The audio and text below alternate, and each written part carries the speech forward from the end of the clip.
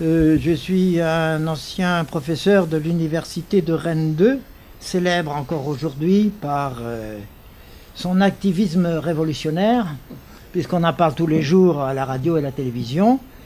C'est comme ça depuis 1968, tant et si bien que j'en suis à me demander si les gauchistes de 68 ne se reproduisent pas comme les lapins dans les clapiers à Villejean, parce que tout se passe exactement comme quand j'étais là-bas.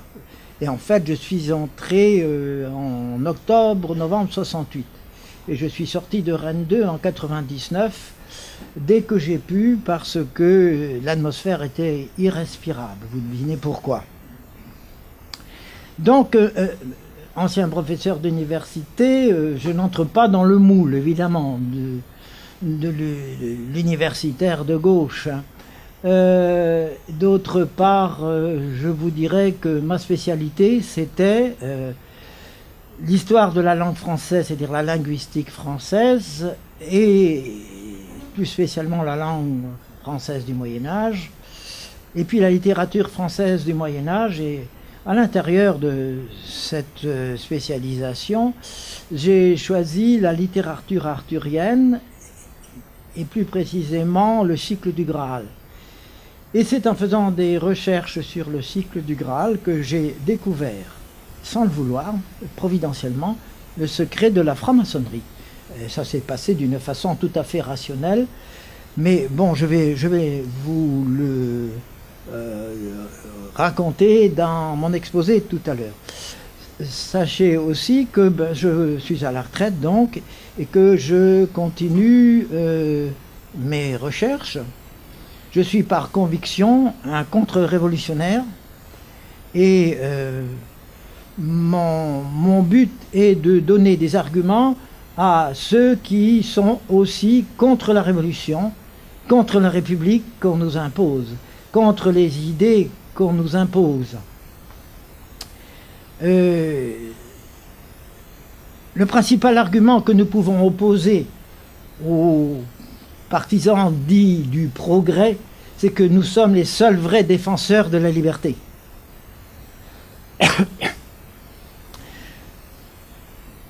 L'État pour lequel ils militent sans le savoir, ou bien que le sachant, mais n'en ayant pas pris conscience de façon vraiment profonde, l'État pour lequel ils militent, c'est un État totalitaire, mondialiste, dans lequel il n'y aura plus de famille, dans lequel les citoyens seront réduits à l'état de rouage. En un mot, c'est le meilleur des mondes d'Aldous Huxley qu'on nous prépare, dans l'hypothèse optimiste. Dans l'hypothèse pessimiste, c'est 1984. Et c'est à cela que nous conduisent toutes les tendances qui se manifestent dans le domaine politique. La droite comme la gauche nous conduisent à cet univers où il y aura l'eugénisme, l'euthanasie, et puis surtout une sexualité débridée qui permettra de tenir en laisse les citoyens esclaves. Voilà ce qu'il faut dire aux défenseurs de la liberté. Je le cite d'ailleurs dans mon texte, Platon, et je montre comment les francs-maçons, en prétendant défendre la liberté, nous conduisent à l'anarchie par le chaos. Je le montre, et ici je rappelle à un ami de tout à l'heure, avec qui je parlais tout à l'heure, que le grec et le latin, ça sert à quelque chose. Le grec et le latin, ce sont deux civilisations qui nous ouvrent des horizons qui nous ont été fermés. Tout ce qui nous arrive aujourd'hui est décrit par Platon dans La décadence de la République. Et j'ai eu le plaisir de traduire directement du grec le texte que vous pourrez lire dans l'introduction. Parce qu'évidemment, je connaissais les objections des francs-maçons. Nous sommes des défenseurs de la liberté. Comment pouvez-vous dire que nous préparons un État totalitaire? Je cite Platon. en laissant tout faire, en supprimant toutes les limites, l'anarchie monte et il vient un moment où la démocratie devient ingérable et c'est alors la dictature. Et c'est ce qu'ils cherchent, et d'ailleurs ils le disent, vous le verrez tout à l'heure dans l'extrait que vous entendrez, n'est-ce pas, d'un responsable franc-maçon. Ordo ab chaos, là encore du latin, l'ordre à partir du chaos, l'ordre surgissant du chaos. Ils sont en train de provoquer le chaos. C'est facile de savoir ce qui va se passer. Regardez l'immigration. Ils l'ont voulu, ils savent qu'à un moment donné, le conflit sera inévitable. Ils nous conduisent à la guerre civile. Il le dit dans son exposé. Et probablement, après la guerre civile, nous aurons droit à une troisième guerre mondiale. N'attendez pas de moi, donc, des vues optimistes, moi, à vue, si je me place sur le plan purement humain, mais réaliste. Voilà vers quoi nous allons. Alors, je vous disais que, donc, ce livre est une étape qui a succédé à cette autre étape. En 2002, j'ai publié Fils de la veuve aux éditions de Chiré, recherche sur l'ésotérisme maçonnique. Parce qu'en faisant des recherches sur les mythes celtiques et indo-européens, j'ai découvert la clé du symbolisme des religions anciennes, et la franc-maçonnerie étant la forme moderne d'une religion ancienne, j'ai découvert son secret. Il n'y a plus de secret maçonnique. Comme dans le conte d'Andersen, le roi est nu, mais il ne sait pas tout à fait. Mais il commence à s'inquiéter quand même. Parce que grâce à Internet, les idées circulent aujourd'hui.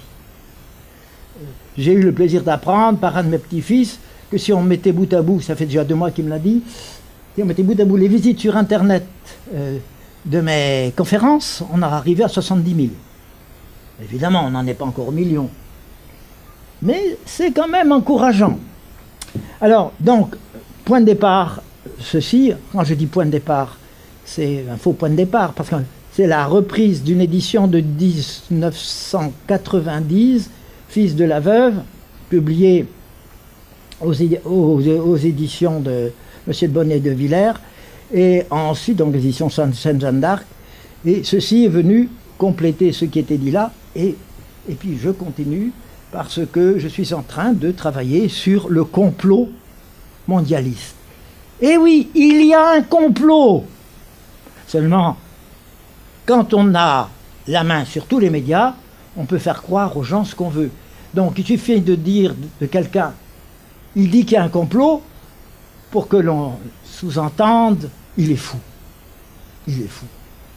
Oui, mais avant de déclarer que quelqu'un est fou, il faut aller voir sur place, il faut juger sur place, sur pièce. Le complot, c'est que l'on nous prépare un État mondial qui verra disparaître, comme je vous le disais, tout ce qui constitue les bases de la société chrétienne, et qui verra disparaître, si le complot arrive à terme, qui va disparaître, c'est leur but, l'Église elle-même, et par l'œcuménisme, verra l'apparition d'une religion du grand architecte. Ce que je dis là, ce n'est pas des choses inventées. Vous les trouverez dans les textes que je cite dans mon livre, les textes des Rose-Croix du XVIIe siècle et des kabbalistes. Nous assistons à un programme. La crise d'une Église n'est qu'une partie du programme global d'unification de la planète. Bon, alors, avant d'aller plus loin, je vais vous citer un texte que j'ai traduit hier de l'allemand. Je trouve ce texte très intéressant. Il est paru en 1805. C'est un texte publié par un maçon allemand. Qui était cet Allemand? C'est Jean-Auguste Stark, professeur, écrivain, ministre protestant, enfin protestant de façade, hein, chef d'une secte maçonnique qui joue un rôle de premier plan dans la maçonnerie templière d'Allemagne. Je cite le Forestier, la franc-maçonnerie templière et occultiste. Le Forestier ajoute dans un autre livre, intitulé Les Illuminés de Bavière et la franc-maçonnerie allemande, que Stark possédait les vrais secrets de l'ordre du Temple et qu'il fonda l'ordre des clercs templiers. Alors vous allez écouter ce que dit ce franc-maçon haut initié, et quand vous aurez entendu ce que j'ai dit là, vous saurez ce qu'est la Révolution. Ce sont des pervers, qui sont derrière tout ça. Ce qu'ils veulent, comme le dit très bien Orwell, ce qu'ils veulent, c'est non seulement la domination, mais le plaisir de piétiner le visage de ceux qu'on a vaincus. Écoutez, la philosophie, comprenez, l'idéologie révolutionnaire, a remporté à notre époque, 1805, un triomphe si grand, si inattendu, non seulement pour les érudits, mais aussi pour les trônes et les hôtels, et pour toutes les classes de la société bourgeoise, qu'il mérite plus que tous les autres que son histoire soit transmise à la génération montante, afin qu'elle découvre exactement ses causes et les moyens que les philosophes, comprenez, les maçons, ont utilisés pour l'atteindre, ainsi que sa nature, ses effets et ses conséquences. Vous voyez, c'est un champ de victoire. Les triomphes d'Alexandre, de Scipion l'Africain, de César, de Gengis Khan, de Tamerlan et d'autres héros illustres de l'Antiquité et des temps modernes sont des bagatelles comparés à cela. Merci la modestie. En effet, le nombre des ennemis auxquels les vainqueurs surnommés firent mordre la poussière ne dépassait jamais, compte tenu des mensonges de la renommée, au mieux plusieurs milliers. Admettons qu'il ait atteint 100 000. Qu'est-ce que cela, comparé aux millions qui sont tombés sous les coups victorieux de l'épée de la philosophie? Les plus grands conquérants ne pouvaient s'emparer que d'un royaume à la fois, mais cette philosophie, c'est-à-dire l'idéologie révolutionnaire qu'on a mise dans nos têtes et dans celle de nos enfants et de nos petits-enfants, mais cette philosophie a conquis presque l'ensemble du monde cultivé, et partout où elle a pénétré, elle a tout soumis à son empire. Comme l'ont proclamé ses héros à plusieurs reprises, son intention n'est rien moins que de se soumettre le monde entier. Tous les autres vainqueurs n'ont pu que régner sur les corps des vaincus, mais cette philosophie a voulu s'approprier, il le dit, leurs âmes et l'opinion publique. Alors pour ceux qui connaissent l'allemand, je vais lire ces 3 dernières lignes en allemand. Alle andere Sieger haben nur über die Leiber der Überwundenen herrschen können. Diese Philosophie hat auch ihre Seelen, a aussi leurs âmes, und die öffentliche Meinung et l'opinion publique für sich erobern wollen, conquérir pour soi-même. C'est un passage d'une importance capitale pour comprendre ce qu'est la révolution. Ça se passe là, c'est dans les têtes, c'est pas ailleurs. La confiscation éventuelle des biens, etc., ce n'est rien, ce n'est rien. Tout se passe sur le plan de la psychologie. Et ce passage que je viens de vous lire est résumé par Joseph de Maistre d'une façon magistrale. Écoutez ce qu'il dit. C'est sur les opinions que nous voulons régner. C'est l'esprit humain que nous voulons conquérir. Notre société, la société maçonnique, a pour but de gouverner le monde, de s'approprier l'autorité des souverains, d'usurper leur place, en ne leur laissant que le stérile honneur de porter la couronne. Et c'est ce qui se passe sous nos yeux. Nous n'avons plus de souverains, mais nous avons des présidents, et des premiers ministres, et des ministres. Ce sont des marionnettes, évidemment. Bon, je voulais vous lire cela, parce que pour moi, c'est important. Et très vite, je vais, tout en abrégeant, passer à mon exposé. Alors, mon exposé comportera, disons, grosso modo, 3 parties. D'abord, je vais vous parler de l'énigme du Graal. Je vais refaire avec vous le chemin que j'ai parcouru pour découvrir, sans le vouloir, providentiellement, le secret de la franc-maçonnerie. Je vais vous parler de l'énigme du Graal, mon point de départ, de l'énigme maçonnique ensuite. Pour vous, ce n'est pas tout à fait une énigme. Et je vous parlerai du mythe du fils de la veuve, que j'ai étudié, dont l'interprétation m'a donné la solution de l'énigme maçonnique. Alors, tout part donc du cycle du Graal, c'est-à-dire un ensemble d'œuvres écrites entre le XIe et le XVe siècle. Vous connaissez grosso modo ce qu'est le Graal. C'est un plat ou un calice dans lequel, selon la légende, aurait été recueilli le sang du Christ. Et les naïfs et les gens honnêtes se disent « Oh là là, c'est chrétien, c'est gentil, c'est merveilleux ». Le problème, c'est que les éléments chrétiens ont été greffés sur des éléments purement païens. À l'origine de l'étrange histoire du Graal se trouve une œuvre inachevée, le Conte du Graal, composé vers 1185 par Chrétien de Troyes. Et c'est un roman inachevé, donc, que personnellement je comparais à un roman d'Agatha Christie, dont on aurait perdu les 40 dernières pages.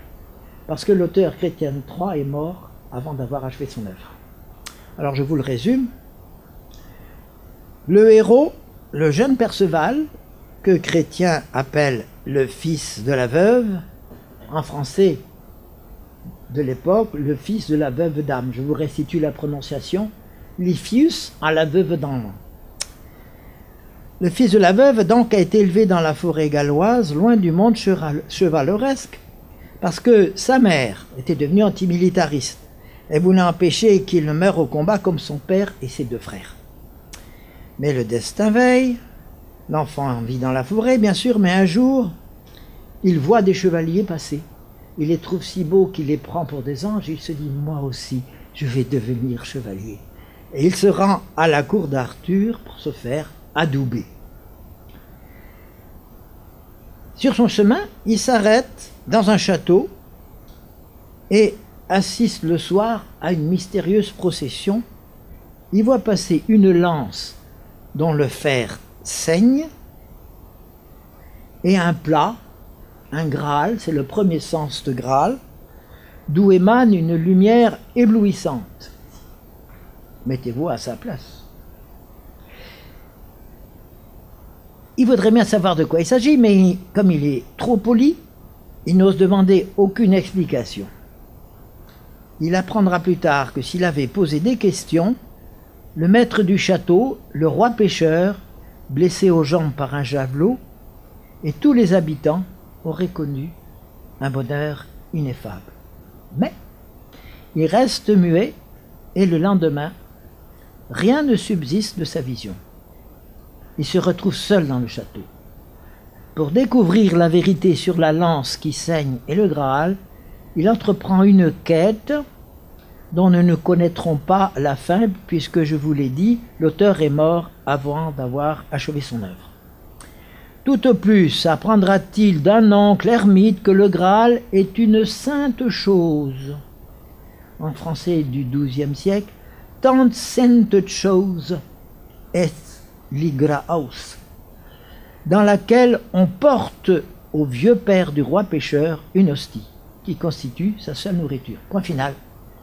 Il y a d'autres aventures, mais sur le sujet, on n'en saura pas plus. Alors inutile de vous dire que le mystère de ce roman inachevé a retenu l'attention des spécialistes. Alors depuis 150 ans, on étudie la question et 3 hypothèses ont été avancées. Selon les uns, la procession au château du Graal serait une cérémonie chrétienne influencée par la liturgie orthodoxe. Parce que déjà les croisades avaient commencé. Et à première vue, ce n'est pas invraisemblable que des chevaliers français aient assisté à une liturgie orthodoxe, où effectivement il y a une procession de ce genre. Selon d'autres spécialistes, il s'agirait d'une scène d'initiation provenant d'une religion païenne. Pour d'autres spécialistes encore, ce serait un épisode emprunté à un mythe celtique.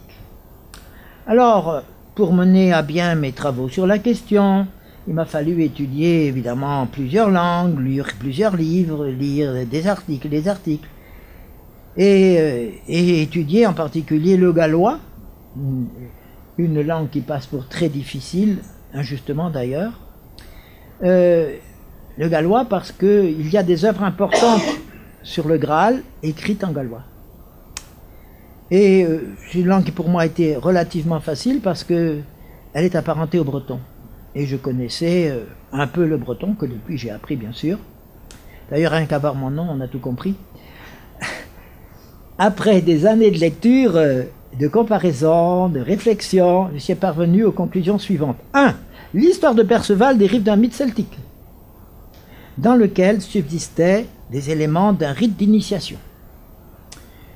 2. Ce mythe, largement attesté chez les héritiers des Indo-Européens, c'est-à-dire les Celtes et leurs cousins, les Germains, les Grecs, les Latins, les Slaves, les Iraniens et d'autres encore, apparaît aussi dans des civilisations non indo-européennes. Je l'ai trouvé en Chine et en Afrique et au Tibet.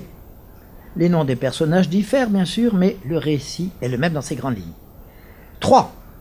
Le mythe fonctionne comme une parabole qui, lorsqu'on l'interprète, révèle une doctrine religieuse radicalement opposée à la révélation chrétienne, puisque elle fait de Satan un dieu ami des hommes et de l'auteur du déluge un tyran, un être abominable qui veut tenir les hommes sous sa domination et qui est le Dieu porteur de lumière, c'est-à-dire Satan. Enfin, quatrième élément de ma conclusion, une comparaison attentive m'a révélé que la franc-maçonnerie est une forme moderne de ce culte multimillénaire.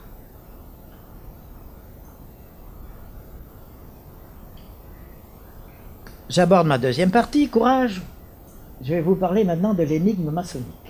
Alors, oui, je vous disais, quel est le lien avec la franc-maçonnerie? Bien, comme disent mes petits-enfants, il y a un moment où ça fait tilt. Les maçons s'appellent le fils de la veuve. Perceval s'appelle le fils de la veuve. Pur hasard. C'est ce que je me suis dit au début. Mais non, ce n'était pas un hasard. Alors, je vais vous parler de l'énigme maçonnique.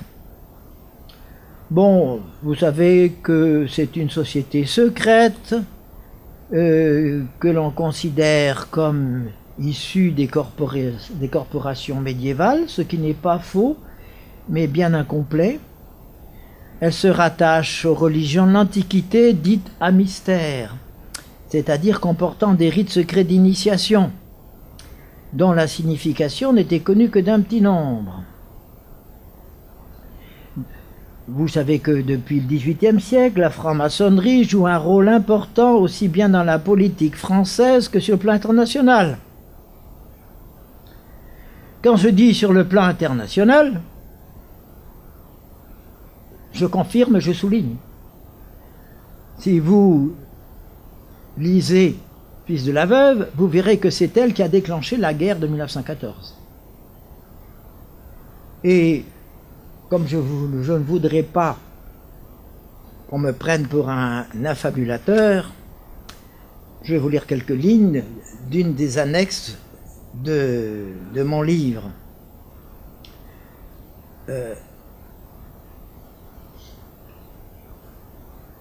Annexe 8, la franc-maçonnerie et l'attentat de Sarajevo, 28 juin 1914. Alors je me lis. Pour déclencher la révolution russe et rendre possible des bouleversements ultérieurs, il fallait une guerre mondiale. Il est aujourd'hui établi que la guerre de 1914 fut provoquée par des organisations maçonniques.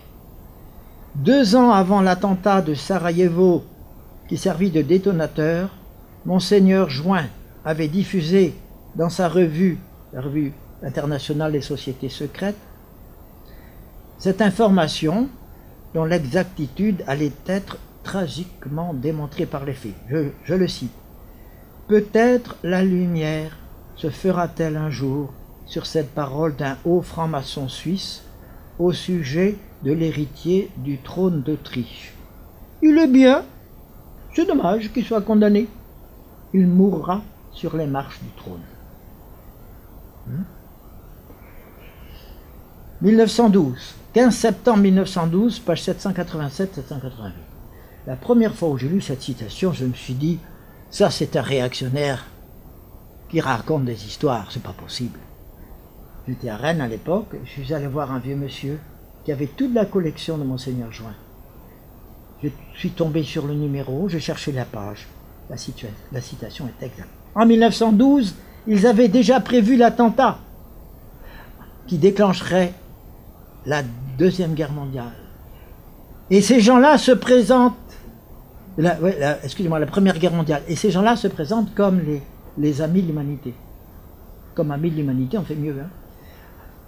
Et vous savez que grâce à la Première Guerre mondiale, eh bien, on a eu la deuxième. Hein. On a eu aussi le communisme qui s'est déclenché. Bon. J'ajoute, ce n'est pas un hasard, que les terroristes de Sarajevo ont avoué. Ici, je cite André Mousset, Le drame de Sarajevo, 1928. Sur les interrogatoires, je lis. Ciganovic a raconté à ce moment que depuis 2 ans déjà, les francs-maçons avaient condamné à mort l'héritier du trône, mais qu'il n'avait pas d'homme. Lorsqu'il m'a remis le Browning et les munitions, donc le pistolet automatique, il m'a dit, parlant d'un complice, « Cet homme est revenu hier soir de Budapest. Je savais que son voyage était en rapport avec l'affaire, qu'il était allé à l'étranger et qu'il y avait tenu des conférences avec certains milieux. » Vous voyez, quand j'affirme quelque chose, eh bien, mon affirmation n'est pas en l'air. Elle s'appuie sur des faits, sur des textes. Hein. Le maréchal Ludendorff, de son côté, apporte un témoignage concordant. Citant dans un ouvrage le comte Czernin, il écrit « L'archiduc François Ferdinand savait clairement que le risque d'un attentat contre lui était toujours imminent. 1 an avant la guerre, il m'annonça que les francs-maçons avaient résolu sa mort. Il me nomma aussi la ville où cette décision avait été prise. Et il me cita les noms de différents hommes politiques hongrois et autrichiens qui devaient en savoir quelque chose. » Bon, donc, ne les prenons pas pour des gens à prendre à la légère. Hein. Ce ne sont pas des rigolos, ce sont des gens extrêmement dangereux et qui savent au sommet ce qu'ils font. Je ne parle pas de la base, je ne parle pas du maçon de base, c'est autre chose. Bon. Alors vous savez que la franc-maçonnerie est divisée en plusieurs obédiences, obédiences rivales.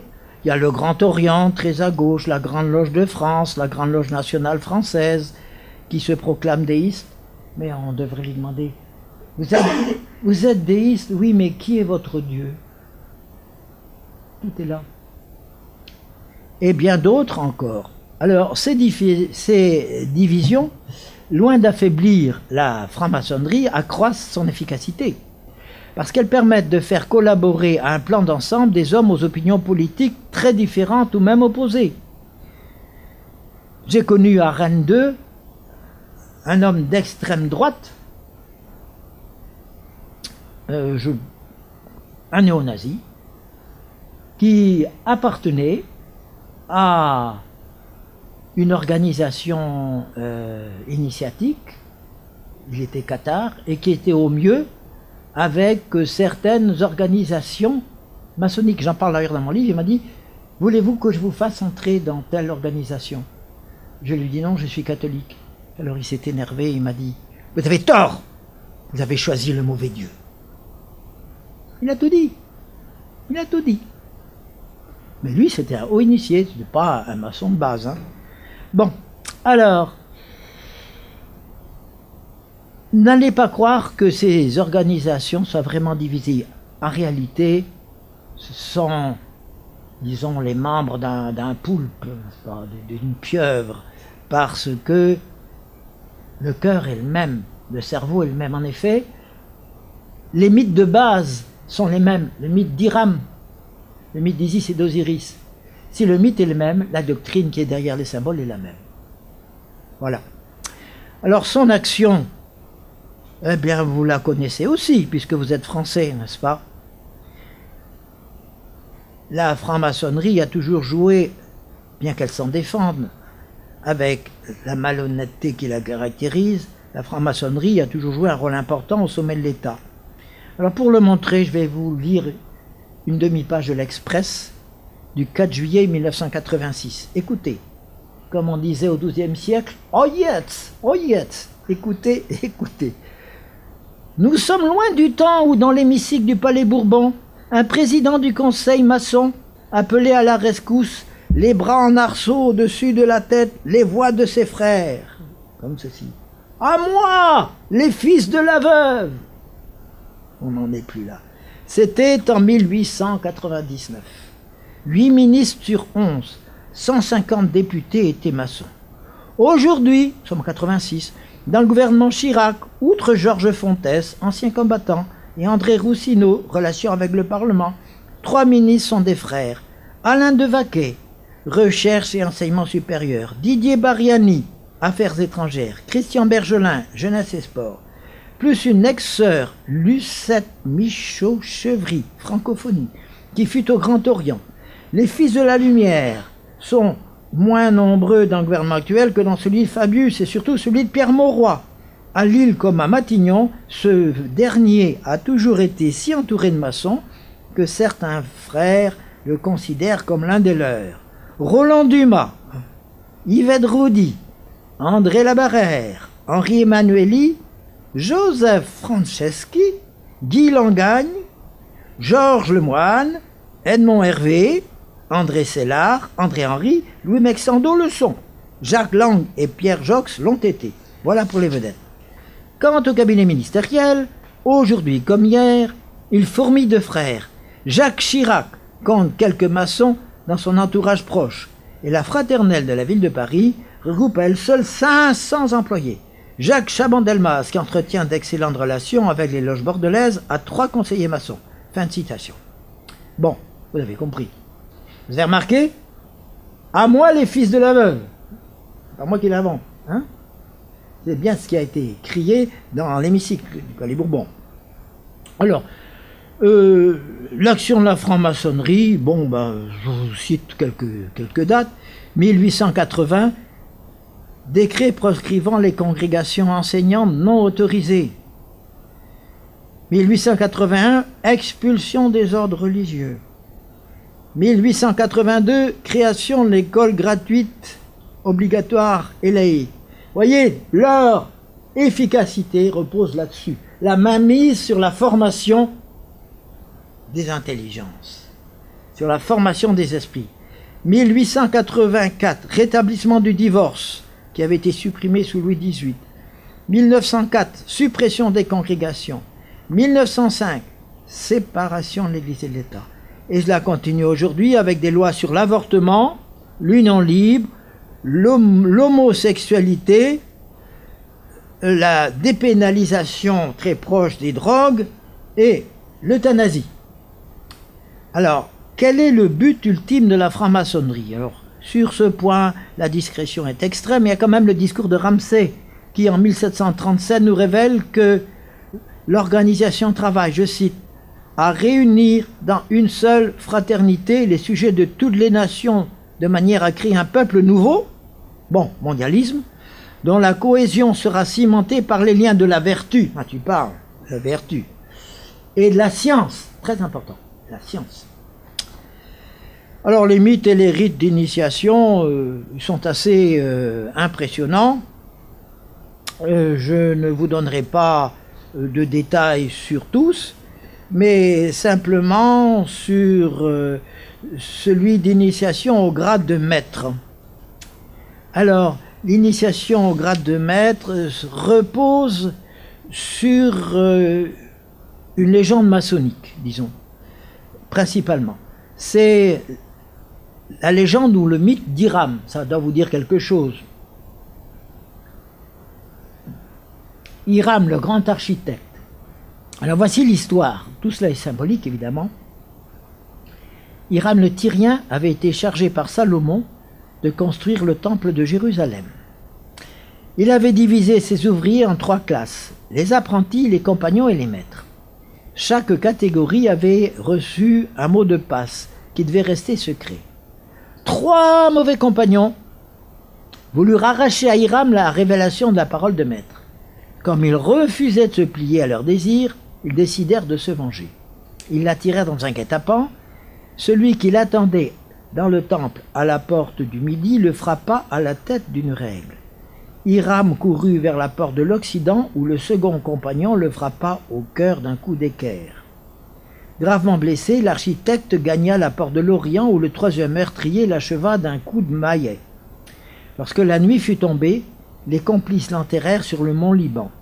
Les maîtres que Salomon avait envoyés à sa recherche découvrirent son corps grâce à un acacia qui s'élevait sur sa tombe.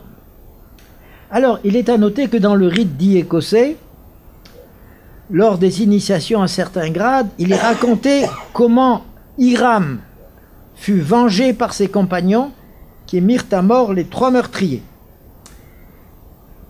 Mais revenons au grade de maître. Après diverses épreuves, mettez-vous à sa place, le candidat est conduit devant le tombeau d'Hiram. Il faut bien préciser que cela se passe dans une salle mal éclairée, n'est-ce pas? Alors écoutons Oswald Wirth, un théoricien de la franc-maçonnerie. Mettez-vous à la place du personnage. Au début, vous avez un pied nu, ou quelquefois une corde autour du cou, pas toujours. Ça dépend des rites. Interrogé par une voix grave qui semble venir d'une profondeur lointaine, le postulant répond en toute sincérité. Il est alors invité à se retourner. L'obscurité serait complète sans un crâne lumineux qui permet de distinguer un cercueil dressé devant le récipiendaire. Celui-ci croit discerner en outre des ombres qui semblent plonger dans une inexprimable tristesse. Il apprend alors que l'œuvre de la maçonnerie est compromise par suite de l'assassinat du maître qui dirigeait ses travaux. Fin de citation. Il est établi que le mythe pseudo-biblique d'Hiram est une variante tardive de l'histoire d'Osiris, le dieu civilisateur des Égyptiens. Vous connaissez sans doute le mythe. Jaloux de son frère Osiris, Seth, le dieu à la tête d'âne, le tue en l'enfermant dans un coffre, puis dépaisse son cadavre. Isis, devenue veuve, se réfugie avec son fils Horus dans les roseaux du Nil. Comme la mère de Perceval s'est réfugiée avec son fils dans la forêt galloise, n'est-ce pas? Parvenu à l'âge d'homme, Horus défie son oncle, le dieu mauvais, le tue et ressuscite son père qu'il rétablit sur le trône. Ce mythe, du reste, fait partie du corpus des 53 versions du monde entier sur lesquelles ont porté mes recherches et qui se trouve dans ce petit ouvrage, lui, de critique purement littéraire. Je parlais du dieu à la tête d'âne. Bon, j'interromps ici mon exposé pour recourir à un document iconographique qui se trouve dans mon ouvrage de la Révolution paru en 1992. Alors, vous allez comprendre tout de suite. Voilà ce que je vais vous montrer. Je vais mettre face à face 2 documents qui montrent que pour les adorateurs d'Osiris, dont les maçons ont pris en quelque sorte, repris la tradition, le dieu mauvais, c'est le dieu des chrétiens. Mais ils le savaient dans l'Antiquité. En effet, vous pourrez regarder tout à l'heure, parce que évidemment, je ne pourrai pas vous le montrer à chacun, mais vous savez peut-être que la représentation la plus ancienne du Christ en croix remonte au IIIe siècle. Voici ce document le plus ancien. Voilà. On hésitait à représenter la croix parce que c'était un supplice abominable réservé aux esclaves. Or, cette représentation de la croix, en fait, c'est un T, vous voyez? Cette représentation de la croix, qui est la plus ancienne, est blasphématoire. Elle a été faite par un païen qui se moquait d'un chrétien qui s'appelait Alexamenos. Et c'est écrit en grec, mais en grec. Hein. Voyez, le grec sert à quelque chose. Alexamenos sebetai theonna. Alexamenos, le petit page dont on se montre, qui est chrétien, est en train d'adorer son Dieu. Qu'est-ce qu'il fait? Il fait ça, parce qu'il a fait comme les païens. Alexamenos tend le bras vers le crucifié. Et le crucifié, regardez-le, il a une tête d'âne. Et ceci, c'est tiré d'un ouvrage sur le maçon et gnostique René Guénon. Qu'est-ce que vous avez? Vous avez le dieu à la tête d'âne, le meurtrier d'Osiris, qui est supplicié. Il a 3 poignards dans le ventre. C'est gentil. Hein? Et vous remarquerez qu'il est attaché à un poteau qui se termine en fourche. Or, regardez ici, vous avez la signature des adorateurs d'Osiris au IIIe siècle, vous avez la fourche ici également. Voilà. Tout ceci pour vous dire que dès l'Antiquité, les initiés considéraient que le Dieu mauvais, c'était le Dieu des chrétiens. Et les francs-maçons considèrent que le Dieu mauvais, le Dieu ennemi des hommes, c'est le Dieu des chrétiens. Ils sont dans la ligne des religions païennes. Bon, alors, je reprends mon exposé, mais ça me paraissait tout de même important. Alors, comment se termine l'initiation au grade de maître? Eh bien, à un moment donné, on fait semblant de tuer, c'est dommage qu'on fasse semblant, on fait semblant de tuer le candidat à la maîtrise. Donc, on le frappe et il fait le mort. Il enjambe le cercueil et il reçoit donc un coup de maillet, d'équerre et de règles qui représentent l'activité maçonnique. Il s'écroule et après avoir tenté 2 fois de le ranimer, il fait le mort, rassurez-vous. Les 2 surveillants le relèvent en le poussant par les épaules. Il ressuscite. Mais c'est très important, savez-vous, c'est très important quand il ressuscite. Vous allez le voir ça. Parce que le motif de la résurrection, je l'ai retrouvé chez les Indiens d'Amérique du Sud, dans le mythe du fils de la veuve. On en parlera tout à l'heure. Et aussitôt, la loge s'illumine, tout le monde applaudit, parce que il vient de naître un nouveau maître. Alors, conclusion, que retenir de tout ce que je vous ai dit là? Bien que la maçonnerie est une société secrète qui, depuis le XVIIIe siècle, exerce ses méfaits en France et dans le monde entier, qu'elle a pour objectif déclarer l'unification des peuples, donc le mondialisme, et le développement des sciences et des techniques. J'y reviendrai à la fin de ma conférence. Parce que n'allez pas croire que la révolution, c'est simplement quelque chose qui se déroule sur le plan purement politique. Ça a une influence sur le plan religieux, mais aussi, c'est beaucoup plus profond que cela. Un de ses moteurs, c'est la tentation du paradis terrestre, la tentation qui consiste à faire croire à l'homme qu'il peut remplacer Dieu, qu'il peut se diviniser. Mais ce n'est pas des paroles en l'air. Se diviniser en exploitant, en découvrant les forces de la nature. Je vous le montrerai en décryptant un dessin alchimique du XVIIe siècle. Alors, vous retiendrez aussi qu'elle s'est toujours farouchement opposée au catholicisme. Pourquoi en a-t-elle après le catholicisme? Pourquoi? Vous savez maintenant pourquoi. Elle ne vous le dira pas. Mais parce qu'elle considère que le Dieu des chrétiens est un Dieu mauvais, qu'il faut l'éliminer. Vous avez remarqué que dans ces mythes, elle fait référence à un grand architecte qui correspond à Osiris, le dieu égyptien civilisateur victime de son frère Seth, le dieu jaloux à la tête d'âne. Bon, alors, conclusion. Eh bien, nos chers maçons, jusqu'à ces dernières années, se vantaient. Ils se vantaient parce que, disaient-ils, nous, on ne connaît pas nos secrets. Écoutez ce qu'écrivait Oswald Wirth, déjà cité.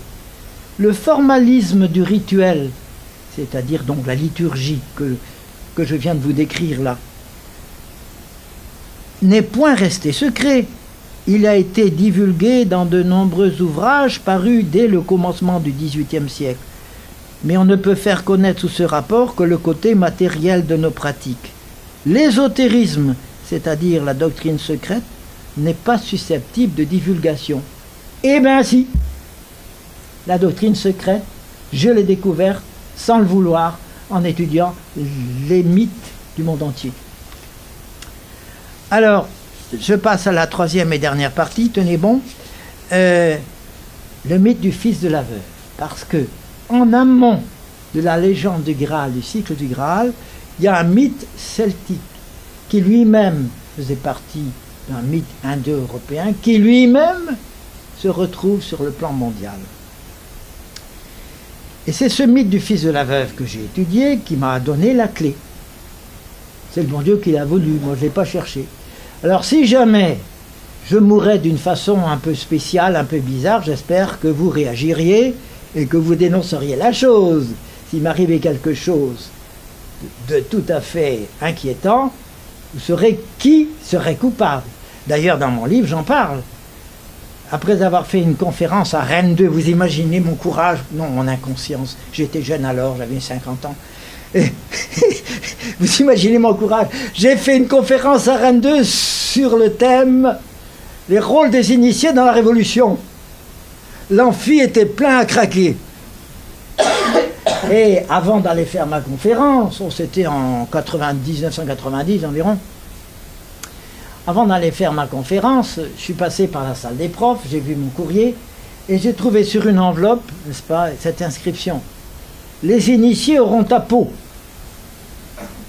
J'ai pris l'enveloppe, je suis allé dans l'amphi qui était plein à craquer, et puis au premier rang, il y avait mon collègue, le professeur, que j'ai nommé à table tout à l'heure, comme on dit en breton, Doué de Bardonneau, puisqu'il est mort maintenant, que le bon Dieu lui pardonne, hein, qui était haut initié, et qui était là avec des membres d'une de grandes loges pour m'écouter. Et alors, quand je suis rentré dans l'amphi, j'ai montré l'enveloppe, j'ai dit « Regardez ce que je viens de trouver, s'il m'arrivait quelque chose, vous sauriez d'où ça vient. » Et au premier rang, il y avait mon collègue, le professeur, et ses amis, la grande loge. Hein, c'est pas nous, c'est pas nous, c'est pas nous. Bon, c'était pas eux probablement, mais enfin bon, s'il m'arrivait quelque chose, hein, bon. Voilà, en tout cas, moi j'estime que c'est de mon devoir de dire ce que j'ai trouvé, hein, parce que nous ne pouvons rien contre le triomphe de la Révolution actuellement, mais ne pas nous laisser entraîner sur des voies de garage, enlever le masque à des gens qui se disent contre-révolutionnaires, hein, ça c'est essentiel. Et puis dire ce qu'il y a derrière la franc-maçonnerie. Hein. Nos arguments, vous êtes des défenseurs, des promoteurs du totalitarisme. Vous nous préparez l'univers de Huxley, l'univers de Orwell. Voilà ce qu'il faut leur dire. Bon, alors, j'ai donc découvert un mythe. Alors, en Chine, aussi bien qu'en Europe, c'est le même. L'histoire racontée est toujours la même. Alors, comporte 4 points essentiels. Le père du héros est tué, ou bien exilé par un tyran. Deuxième élément, la veuve ou la femme seule s'enfuit avec son fils, rappelez-vous Perceval dans la forêt galloise, qu'elle cache dans le désert ou la forêt. Troisième point, quand le héros atteint l'âge de porter les armes, un membre de sa famille lui révèle l'identité du meurtrier. Quatrième point, le héros va affronter le tyran, surmonte des épreuves que celui-ci lui impose et le tue. Bon, je donne là l'essentiel. Mais il faut savoir que ce mythe lui-même comporte 3 variantes. Ou bien le héros est le 3e de trijumeaux, ou bien il a un frère jumeau, en fait un demi-frère, c'est très important, car si tous deux ont la même mère, une mortelle, le héros est fils d'un dieu, tandis que son frère, eh ben c'est un mortel, parce que son père est un mortel, et sa femme et sa mère est évidemment une femme un peu légère, mais ça c'est un petit problème qui ne nous concerne pas. Comme disent les inconnus, cela ne nous regarde pas. Et 3e possibilité, il est unique, il est fils unique. Bon, alors, je commence par la variante des trijumeaux, et puis je vous la décrypte et vous êtes haut initié. Ah oui, tout est là, sous les symboles, mais tout est là, tout est dit. Là, il fallait avoir la clé. Alors, réduite à l'essentiel, donc, la variante peut se résumer ainsi. Pour reconstituer ce que j'appelle l'archétype, je me suis servi d'une version irlandaise et d'une version iranienne. Vous me direz pourquoi? Pas parce que c'est des cousins, évidemment.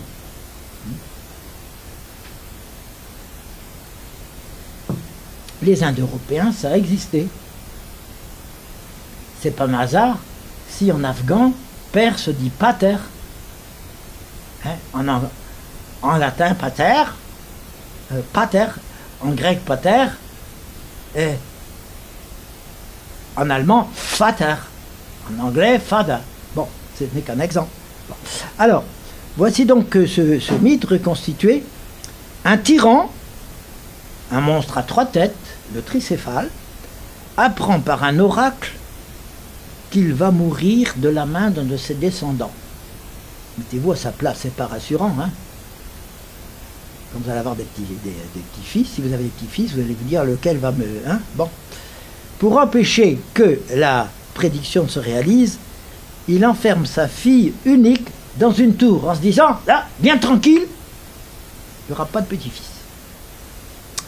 Mais un dieu ou un héros réussit à s'introduire dans la prison et se fait aimer de la princesse, qui devait s'ennuyer sans doute, et de leur union naissent 3 fils. Informé par ses serviteurs, le tyran se retourne contre le séducteur qu'il tue. Puis il tente de faire disparaître, en les noyant, ça a son importance, ses petits-enfants, dont l'existence met en péril sa propre vie. Mais la veuve parvient à sauver le dernier-né avec lequel elle se réfugie dans le désert ou la forêt. Je vous rappelle que Perceval avait 2 frères qui sont morts à la guerre et que sa mère l'élève dans la forêt.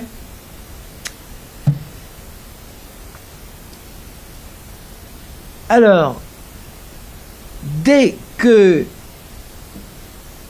l'enfant, le troisième qui échappe à la folie meurtrière du tricéphale, dès que le 3e atteint l'âge de porter les armes, sa mère lui révèle le secret de ses origines et lui fait promettre solennellement de venger le meurtrier. Le héros va défier le tyran, surmonte les épreuves que celui-ci lui impose et venge la mort de son père. Voilà, ça c'est pour les profanes. Maintenant, je vais faire de vous des initiés. D'une lecture attentive des textes analysés, il ressort que certains des textes de mon corpus contiennent des éléments symboliques. Qu'est-ce qui m'a fait penser que c'était une sorte de parabole? Vous allez voir, dans la version irlandaise, par exemple, ce n'est qu'après avoir goûté au saumon magique de la connaissance, en irlandais, eo saumon, fils, connaissance, que le héros, Fionn, découvre l'identité du meurtrier de son père. Il goûte un saumon, dit « Ah, c'est lui qui a tué mon père ». Aussitôt, il le tue. Donc, vous voyez, ce n'est pas moi qui raconte encore des histoires. Le texte irlandais lui-même est symbolique, le saumon de la connaissance. Hein? Bon. De même, dans une version germanique, Sigurd, c'est la forme ancienne de Siegfried, n'a pas plutôt goûté au sang du serpent Fafnir qu'il comprend le langage des oiseaux. Il a goûté au sang du serpent. Et 2 mésanges lui apprennent que le forgeron en veut à sa vie. Le forgeron Régine, il le tue et s'empare du trésor de Fafnir. Donc, d'où l'idée que le mythe du fils de la veuve était une sorte de parabole dont le sens véritable n'était révélé qu'à quelques-uns. Et cette hypothèse admise, le problème pourtant n'était pas résolu. Tout indique, bien sûr, que le fils de la veuve, dans ces civilisations archaïques, symbolisait le candidat à l'initiation, comme aujourd'hui, le fils de la veuve, c'est le maçon. Mais qui est son père? Qui est sa mère? Qui est le meurtrier? Alors, 3 éléments m'ont permis d'entrevoir la solution. D'abord, il faut savoir que l'existence d'une tradition religieuse secrète attestée à l'époque historique en Grèce, mais aussi en Inde, laisse supposer aux savants une origine antérieure à la dispersion des Indo-Européens. Deuxièmement, la quête de la connaissance occupe une place de premier plan. Troisièmement, le meurtre du père, ou son exil dans certaines versions, est la conséquence de l'enlèvement par lui de la princesse. Eh bien alors tout s'éclaire et je vous donne l'interprétation. Tout s'éclaire si on admet que le tyran représente un dieu mauvais, mais vous remarquerez qu'il a 3 têtes, le tyran. Le mauvais, il a 3 têtes, hein. C'est pas un hasard. Et Hiram, il est la victime de 3 meurtriers. Tout s'éclaire si on admet que le tyran représente un dieu mauvais, la princesse, la connaissance, et le père, un dieu bon, entre guillemets, ou civilisateur, ami des hommes. Quant au héros, comme vous le savez, il symbolise l'initié. Et alors, ben voilà l'interprétation. Le dieu mauvais, le tricéphale, voulait garder pour lui seul la connaissance, la princesse, afin d'éviter que les hommes ne s'en emparent et ne l'anéantissent, lui, le dieu, le tyran. Mais le dieu bon, le père, bravant son interdiction, apporta la connaissance sur la terre. Il en résulta l'apparition d'une race de surhommes, les fils de la princesse, et au cours de la lutte qui suivit, le dieu mauvais fut victorieux. Mais sa victoire fut incomplète, puisqu'il échoua dans sa tentative de détruire la connaissance, la princesse devenue veuve, et l'humanité, les fils de la princesse. En effet, et ici je me réfère à différentes versions, grâce à l'arche de Noé, symbolisée par le coffre, le berceau ou le tonneau de certaines versions, quelques hommes, représentés par le 3e des fils de la princesse, quelques hommes échappèrent au cataclysme et entreprirent de transmettre aux générations suivantes le récit de ce qui s'était passé à l'aube de l'histoire. Telle fut l'origine de l'initiation dont les candidats s'engagent à venger la mort de leur père, le Dieu bon. Voilà, tout est là. C'est la religion satanique.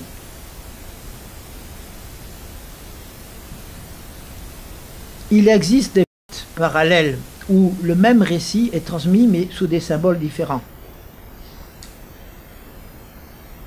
Je vous parlerai simplement de celui de Prométhée, que vous connaissez sans doute. Hein? Vous savez que Prométhée était un dieu aussi élevé que Zeus en dignité, puisqu'il était son cousin. Il était fils du titan Japet, de même que Zeus était fils du titan Chronos. Il eut plusieurs enfants, Prométhée, dont 2 Callion, le seul survivant du déluge. Dès la théogonie d'Hésiode, 8e siècle avant Jésus-Christ, Prométhée apparaît comme le bienfaiteur de l'humanité. C'est l'ami des hommes, pas. Il trompe Zeus une première fois lors du sacrifice d'un bœuf en lui donnant les os recouverts de graisse blanche, tandis qu'il réservait aux hommes la chair et les entrailles. Furieux, Zeus décida de punir les mortels en leur enlevant le feu. Prométhée vint une seconde fois à leur secours en dérobant à la roue du soleil des semences de feu qu'il apporta à la terre. Zeus se retourna contre Prométhée, il l'enchaîna sur le Caucase et lui envoya un aigle pour lui dévorer le foie. Puis il jura par le fleuve des enfers qu'il ne le libérerait jamais.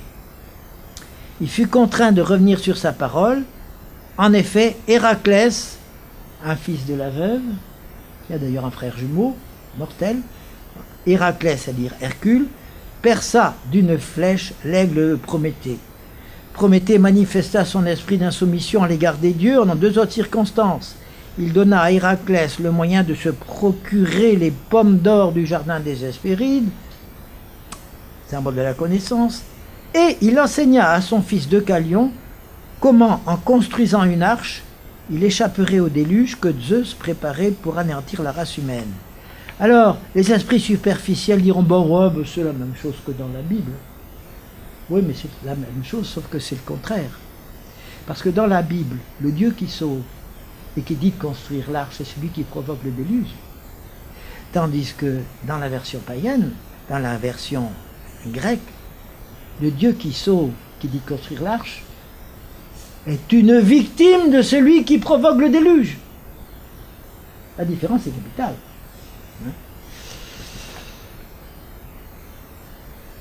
Bon, donc, ce que je vous dirais aussi, c'est que dans Prométhée enchaîné, vers 460 avant Jésus-Christ, Échille a raconté l'histoire de Prométhée, et comme par hasard, il a eu des problèmes avec la justice de son temps. Il a été accusé d'avoir trahi le secret des initiations dans une de ses pièces. Mais on ne disait pas laquelle. Or, d'après Jacqueline Duchemin, spécialiste du mythe de Prométhée, il ne peut s'agir que de Prométhée enchaîné.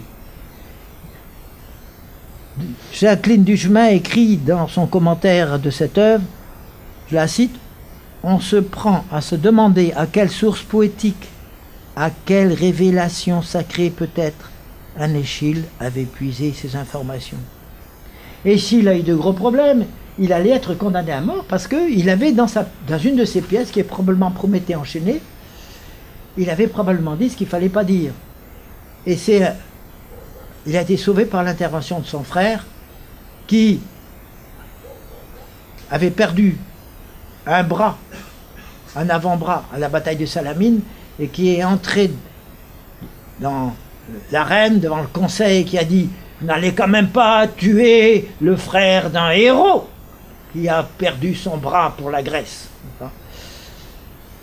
Or, qu'avait-il dit de si important, Échille, dans sa pièce Prométhée enchaîné, qui met en scène le Dieu bon, ami des hommes, victime du Dieu mauvais? Il avait dit ceci, et que ce n'est pas le feu du ciel,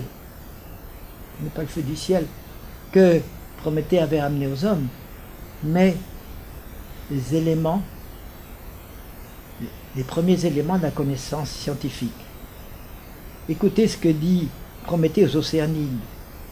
Écoutez les misères des mortels, et comment des enfants qu'ils étaient, j'ai fait des êtres de raison, doués de pensée.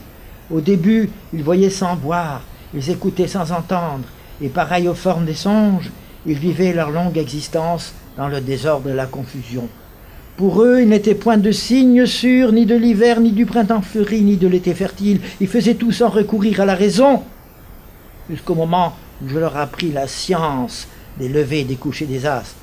Puis ce fut le tour de celle du nombre, la première de toutes, que j'inventai pour eux. D'un mot, tu sauras tout à la fois, tous les arts aux mortels viennent de Prométhée. Tout est là. Tout est là. Le Dieu civilisateur, hein, c'est celui qui a apporté aux hommes la connaissance, pas seulement la connaissance du bien et du mal, qui fait qu'ils sont autonomes, ça va de soi, mais qui leur a appris que les mystères de l'univers, les lois de la nature, s'ils se mettaient à les découvrir, leur permettraient de devenir des dieux. Alors, j'anticipe un petit peu, mais je vais vous montrer une illustration de mon livre.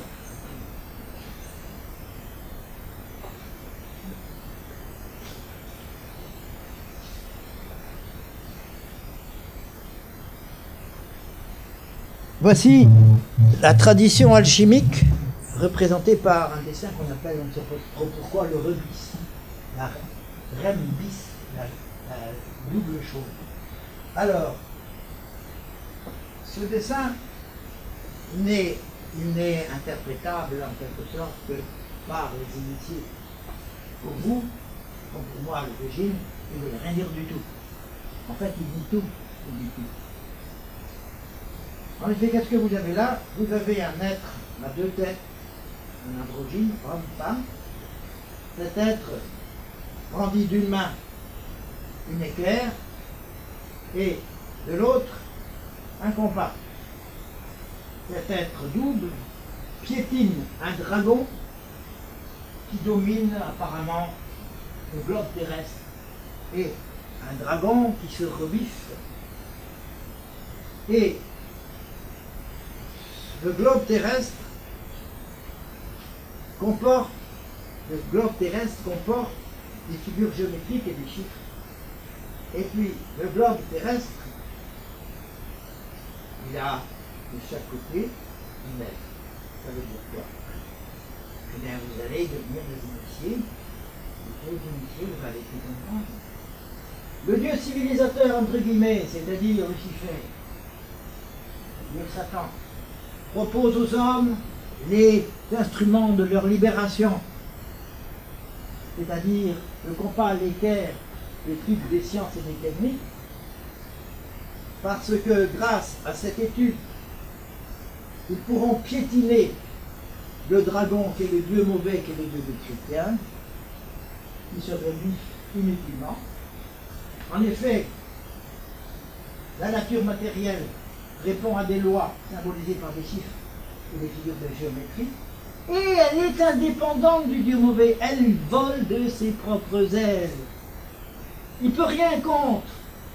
Donc, s'il développe les sciences et les techniques, il se débarrasse en vie du enfant de Dieu. C'est ça la révolution. C'est ça la franc-maçonnerie. Évidemment, ça finira par une catastrophe inouïe. Mais c'est ça.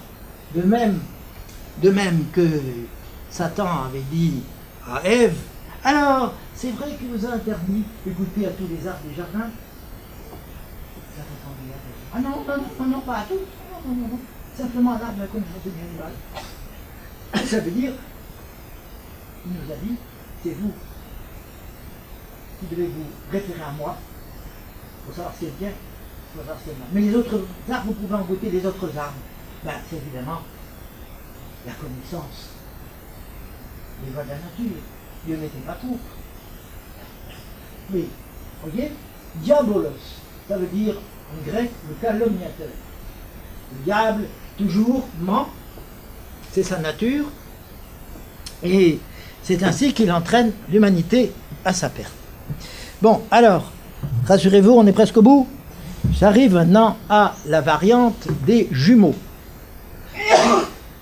Alors, les jumeaux, c'est un récit que j'ai restitué à partir de la comparaison de deux versions.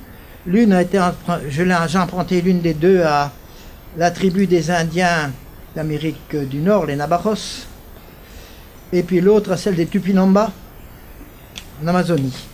Mais les deux, comme les pièces d'un puzzle, se complètent. Alors, comme dans certaines versions européennes, les deux frères sont nés d'une même mortelle, mais ils ont des pères différents.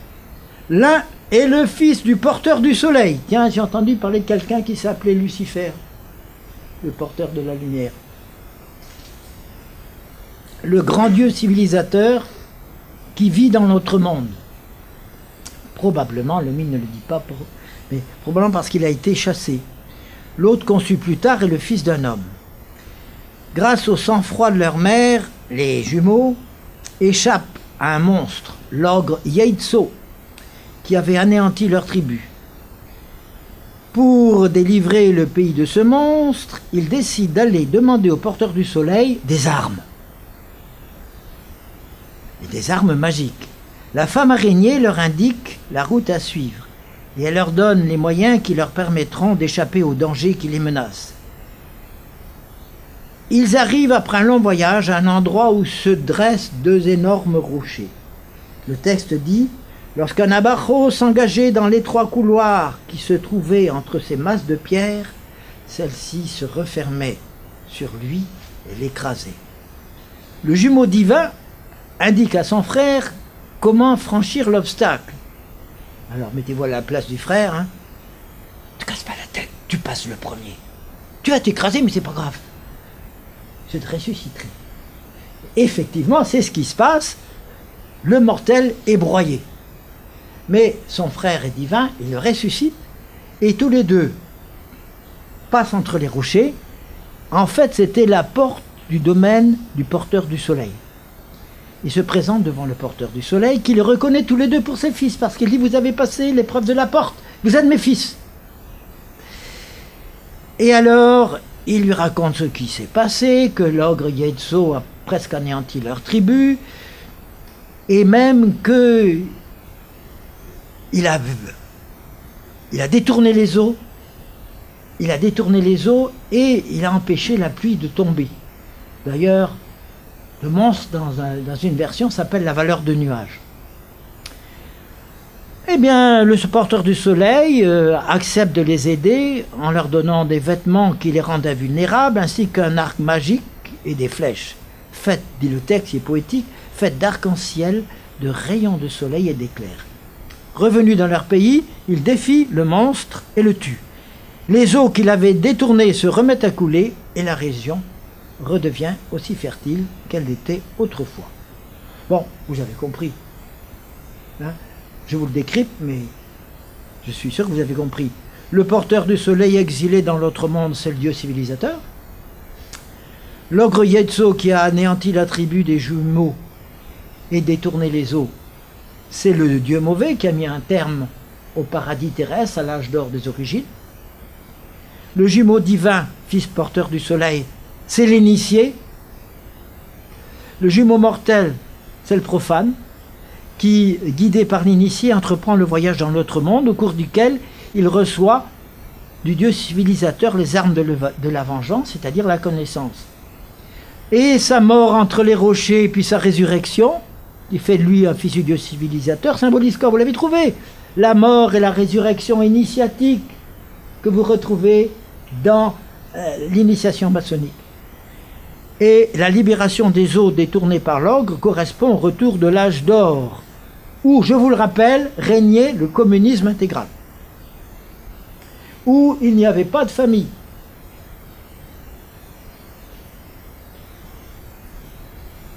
Alors, conclusion. Comment? Ah, oui, oui, c'est en quelque sorte ce que l'on a à tuer. Oui. Alors,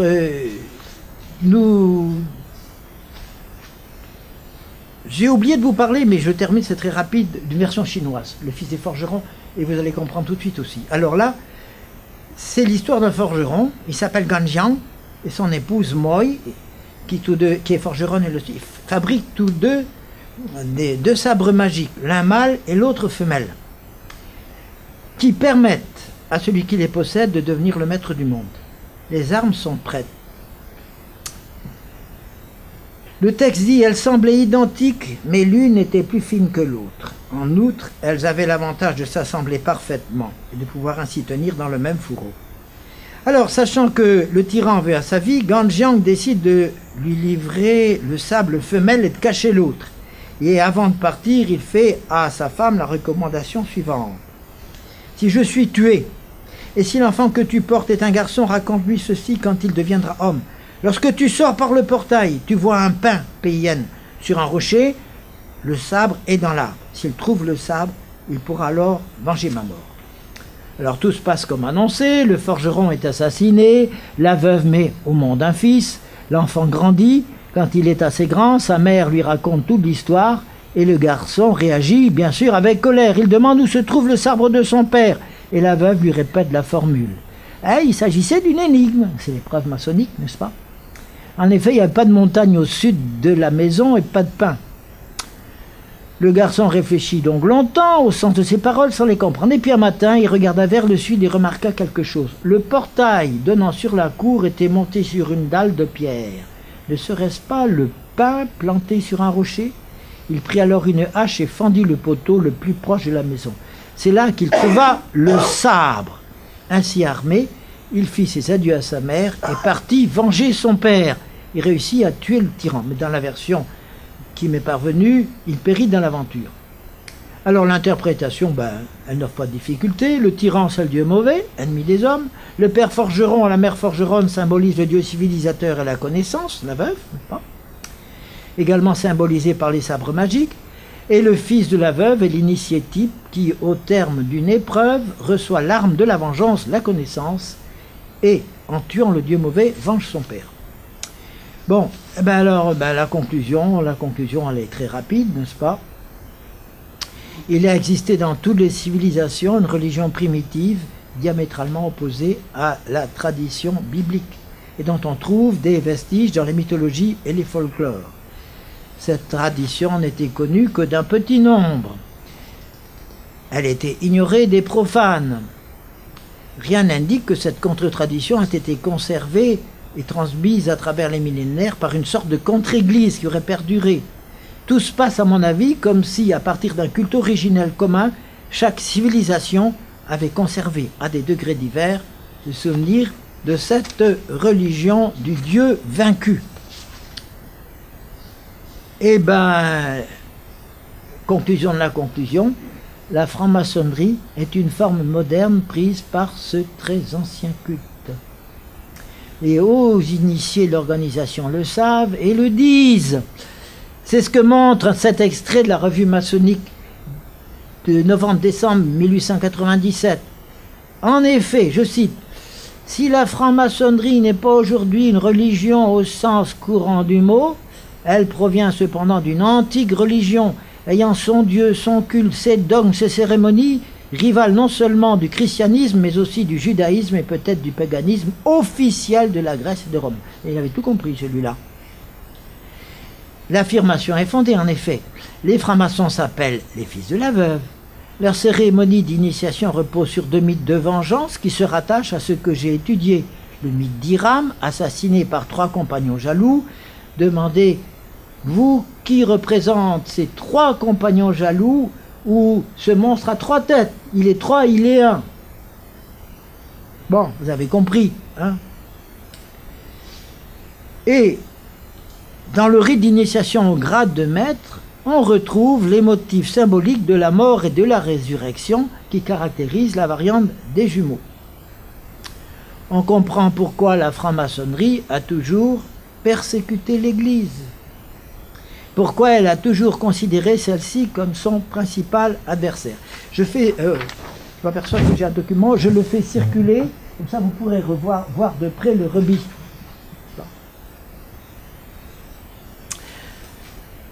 Alors, là, je vous ai donné l'essentiel. Maintenant,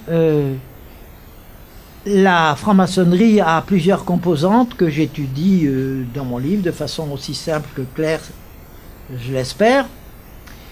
La franc-maçonnerie, elle est sortie du compagnonnage. Elle a pris des éléments au culte d'Osiris et au culte de Mitra. Elle a emprunté des éléments à l'alchimie et par la figure symbolique du rubis, elle montre bien que le but final de l'alchimie, ce n'était pas la production de l'or, ça c'était pour les naïfs, mais c'était le développement de la science et des techniques.